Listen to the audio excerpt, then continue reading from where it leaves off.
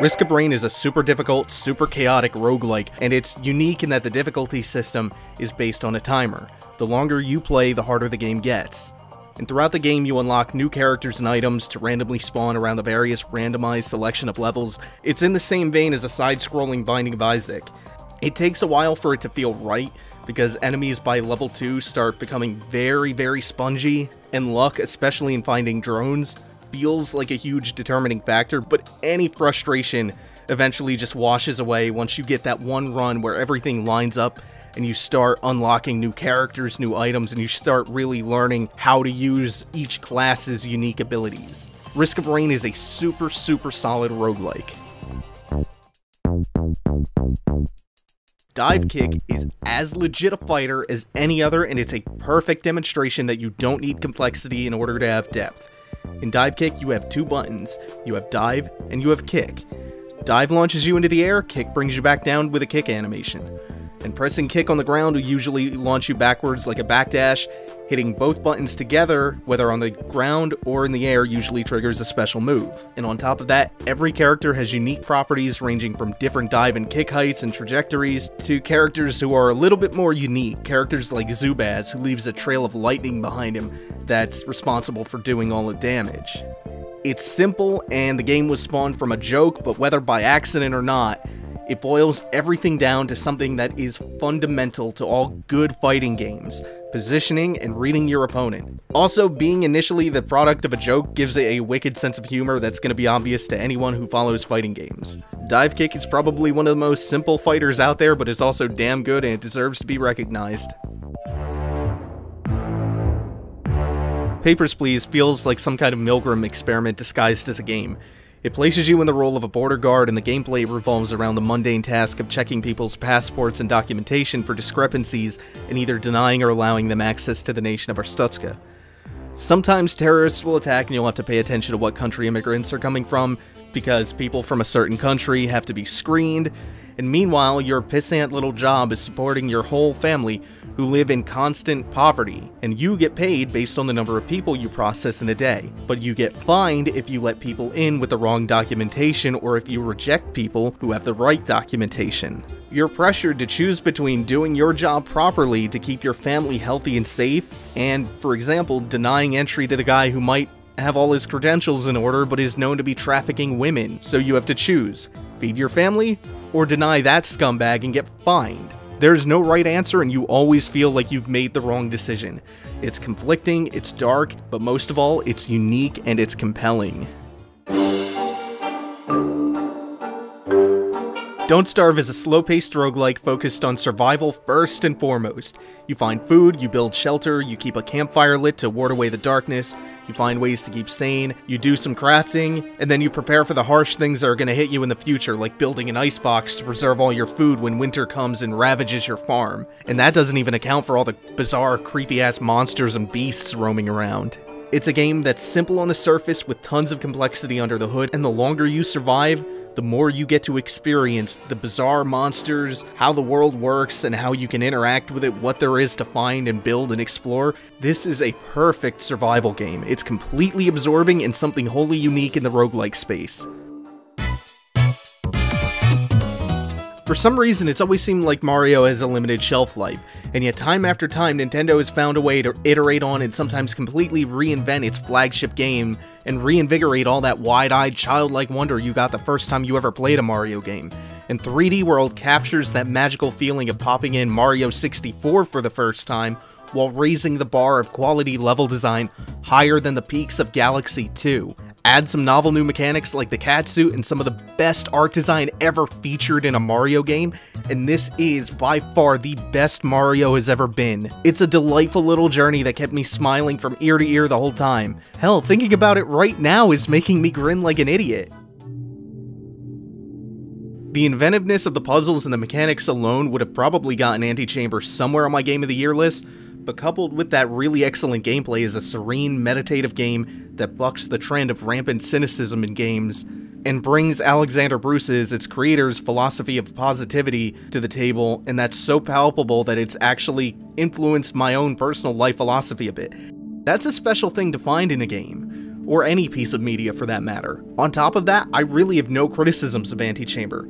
It's just kind of a perfect game. It's not as rich and broad and complex and fully featured as some other games, but it's also the closest thing I've played this year to being flawless. The Wonderful 101 doesn't pretend to offer anything but pure, batshit insane fun, and boy does it deliver on that promise. The game has you uniting 100 little stylized Sentai heroes to form things like giant fists, and swords, and whips, and each morph has its own unique skill set. And on top of that, you have these crazy deep systems like Unite Mixing, which lets you fluidly change between weapons and activate special moves, and things like team attacks and team morphs, along with dodges, parries, and blocks. Add all that together and you get a ridiculously broad combo system to explore. 101 features some of the most unique character action gameplay of the year, and on top of all of this stuff, you get some of the most off-the-wall set-piece moments ever in a world that makes Bayonetta's world seem positively down to earth. There are some sections in there I don't like, and the camera isn't the best, which is pretty much all that's preventing it from being much higher on this list. But those flaws are kind of negligible compared to how goddamn fun the game is. Wonderful 101 stands firmly at the top of the hill for the Wii U. But I think Platinum has something else in the works that might just take that throne. But yeah, Wonderful 101 is, well, just wonderful. From the Sentai heroes, the abundance of humor and fan service, Wonderful 101 revels in absurdity, and it's just a lighthearted blast with some pretty deep combat systems to boot. If you own a Wii U, you should buy this immediately. If you don't own a Wii U, you should pick one up immediately, and then pick up a copy of the Wonderful 101 and enjoy yourself. Speaking of ridiculously exciting Platinum games, Metal Gear Rising is hype enough to short-circuit your adrenal glands. Where Wonderful 101 channels its mix of set-piece moments and awesome combat into something a little bit lighter in tone that peaks like Everest, Metal Gear Rising brings something else out. Aggression and sheer intensity. Every attack, every parry, every Zendatsu where you rip enemies' spines out and crush them feels incredible. The combo system works perfectly. Every time you hit a parry, you feel like the ultimate badass. Like you can take on absolutely anything and come out without a scratch. Every moment of this game just feels purpose-built to make you shout with pure hype at what's going on around you or the crazy shit that you're pulling off. Combat in Rising is just this non-stop manic barrage of awesome, and so are most of the things that are happening outside of the combat. I'm not convinced that it's as broad or as deep as Bayonetta was, but the fact that it can even inspire that comparison should say a lot about how special Revengeance is. And what Revengeance might or might not lack in under-the-hood complexity, it makes up for by cranking the insanity up to 11 and featuring what is by far the soundtrack of the year. More than anything though, Revengeance is just one more piece of evidence proving that Platinum can apparently do no wrong.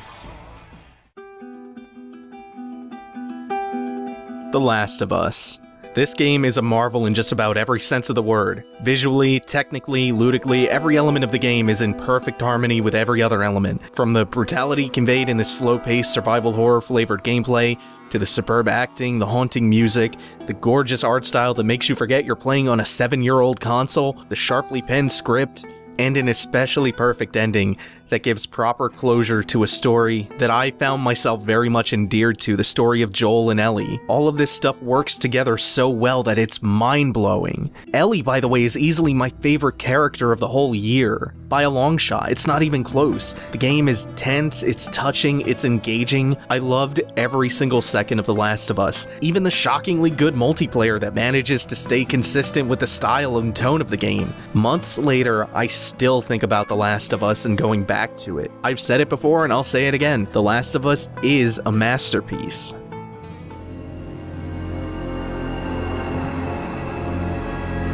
Wings of Liberty was a fantastic start for Starcraft 2, but something was clearly missing. Positional play was lacking and the units and their abilities didn't quite do the trick for encouraging micro-heavy battles. What most people don't know is that the original Starcraft got off to an almost similarly rocky start until its expansion, the game that is well loved and remembered even by people outside of being fans of the RTS genre, Brood War, came in and tweaked and added on and transformed the original Starcraft into one of the most perfect competitive games ever. I tell you that to tell you this. Heart of the Swarm is to Starcraft 2 what Brood War was to Starcraft 1. Months later, I don't know if it's setting the world on fire the way Brood War did when it came out, but what it adds to the game, the way it transformed the game, has been such a joy to watch and to experience. The level of play and the things that have been made capable by the new units and the tweaks made in Heart of the Swarm is just jaw-dropping. It's like a whole new game of endless complexity and possibilities. Any possibility of there being too low a skill ceiling in Wings of Liberty, with Heart of the Swarm, that's completely out of the window. Medevac boosting is made for some of the most chaotic, fast-paced, fun drop play in StarCraft, period. Widow Mines offers some explosive new space control in addition to the already existing tanks. Swarm Host and Blinding Cloud from the new Vipers offer Zerg some much-needed siege and positional play. And Abduct is just damn fun to use. Oracles, Mothership Cores, Tempests round out Protoss's increasingly strong-looking air game, though I wish they'd just fix carriers already. Plus, the new single-player campaign continues Blizzard's reign of crafting some of the most fun campaigns in all of the RTS genre.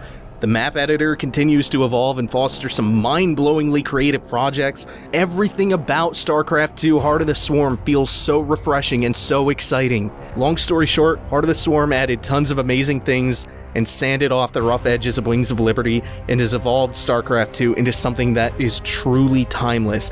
And that is why StarCraft 2 Heart of the Swarm beats out some of the amazing games that have come out this year to be my game of the year.